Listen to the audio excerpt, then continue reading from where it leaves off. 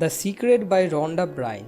এই বইটিতে author law of অ্যাট্রাকশনের ব্যাপারে বলেছেন, যার বেসিক ব্যাপার এটা হলো যে কেউ যে কোনো জিনিসের ব্যাপারে শুধুমাত্র পজিটিভলি ভেবে ওই জিনিসটাকে পেতে পারে, যার জন্য তাকে মাত্র 3টে স্টেপস পুরো করতে হবে। এই 3টে স্টেপস হলো আস্ক, বিলিভ আর রিসিভ। এই বইয়ে যে কথাগুলো বলা হয়েছে তার মধ্যে কিছু কথা আছে একদম ঠিক, কিন্তু আবার কিছু কথা এরমও আছে যেগুলো মিসলিডিং, যে কারণে এই বইটা one of the most controversial best selling বইয়ের মধ্যে একটা। ল অফ অ্যাট্রাকশনে যে জিনিসগুলো মিসলিডিং ছিল সেই জিনিসগুলোকে সঠিক করে Sandeep Maheshwari law of love নামে একটা নতুন রাস্তা নিজের ভিডিওতে বলেছেন, যেটা আর কিছুই না, শুধুমাত্র ল অফ অ্যাট্রাকশনকে সঠিক উপায়ে অ্যাপ্লাই করারই একটা রাস্তা। তো আমি এই ভিডিওতে ওই সঠিক রাস্তাটাকেই আপনাদের সাথে শেয়ার করছি। ল অফ অ্যাট্রাকশনকে সঠিক উপায়ে অ্যাপ্লাই করার মানে ল অফ লাভের এক্স্যাক্টলি 4টে স্টেপস রয়েছে।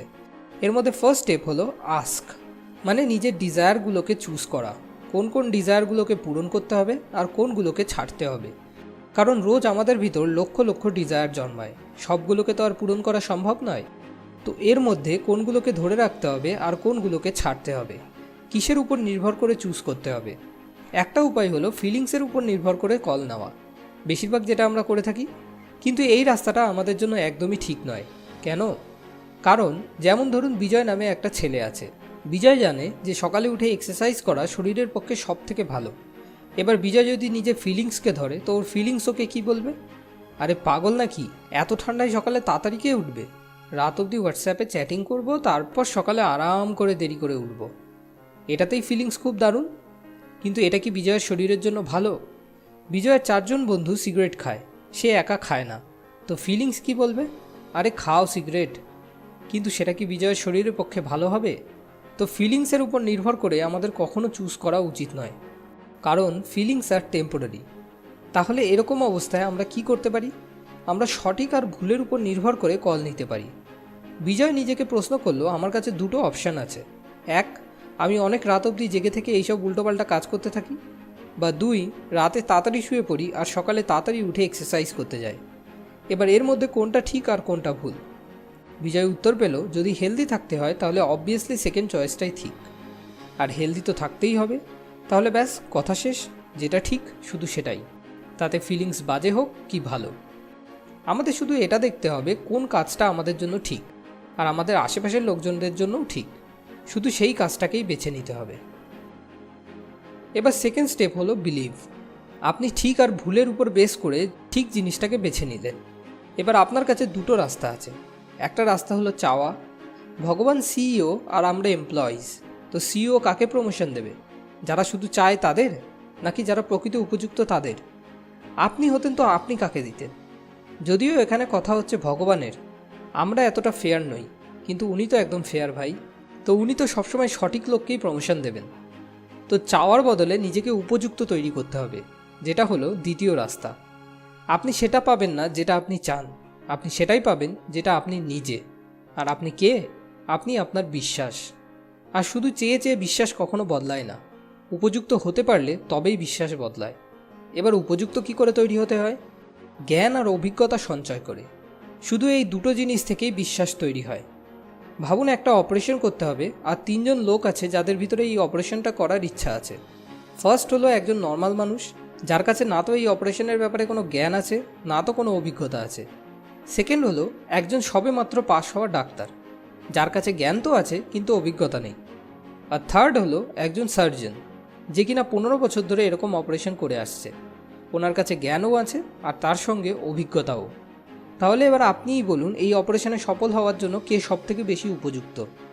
কার বিশ্বাস সবথেকে বেশি স্ট্রং হবে? তো আমাদের নিজেদের মনোযোগ সবসময় শেখার প্রতি রাখতে হবে, কেননা ওটা থেকেই জ্ঞান আর অভিজ্ঞতা বাড়বে, যার ফলে বিশ্বাস স্ট্রং হবে। আর যত বেশি বিশ্বাস স্ট্রং হবে তত বেশি আপনিও স্ট্রং হবেন। এবার থার্ড স্টেপ হলো অ্যাক্ট। অ্যাক্ট করার জন্য কি দরকার? এনার্জি। সেটা কোথা থেকে পাওয়া যাবে? ফিলিংস আর ইমোশন থেকে। সেটা কোথা থেকে জেনারেট হবে? সেটা জেনারেট হবে পারপাস থেকে।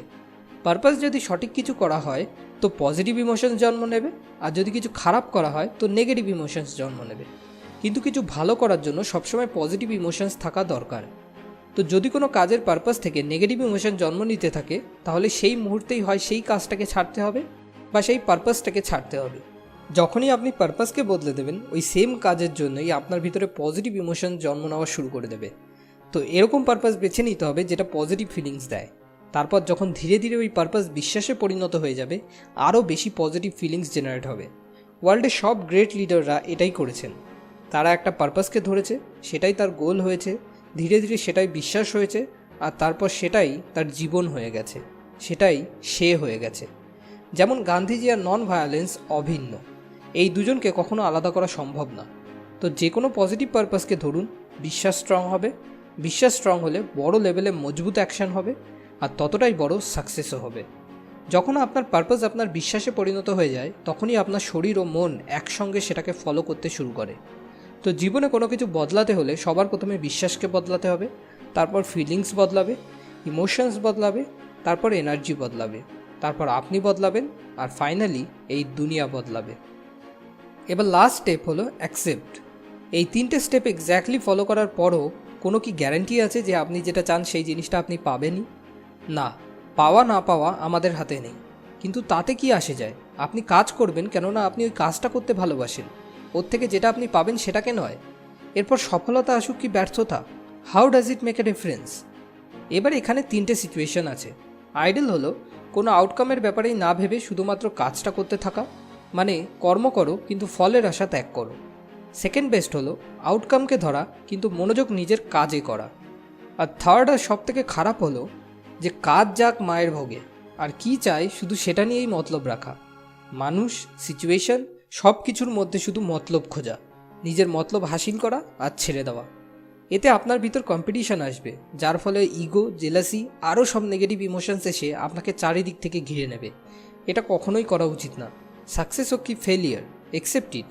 Feeling good or bad, accept it. আর আগে এগোতে থাকো, আর সেগুলোকে পিছনে ছেড়ে যেতে থাকো। তো ল অফ লাভের মানে ল অফ অ্যাট্রাকশনকে সঠিক উপায়ে ইমপ্লিমেন্ট করার জন্য ফার্স্ট স্টেপ হলো ঠিক আর ভুলের উপর নির্ভর করে নিজের ডিজায়ারকে চুজ করা। সেকেন্ড, জ্ঞান আর অভিজ্ঞতা সঞ্চয় করে নিজেকে উপযুক্ত বানানো। থার্ড, একটা সঠিক পারপাসকে ধরা যাতে ওই কাজটা করার জন্য পজিটিভ এনার্জি পাওয়া যেতে পারে। আর লাস্ট স্টেপ হলো সাকসেস হোক বা ফেলিয়ার, সেটাকে আনন্দের সঙ্গে অ্যাকসেপ্ট করা আর আগে এগিয়ে যেতে থাকা। এই জিনিসগুলো আমি রন্ডা ব্রায়ানের বই দ্য সিক্রেট আর সন্দীপ মাহেশ্বরী ভিডিও থেকে শিখেছি। যদি আপনি চান তো নিচে ডেসক্রিপশনে দেওয়া লিঙ্ক থেকে গিয়ে এই বইটি কিনতে পারেন। পরের ভিডিও পরের শুক্রবার।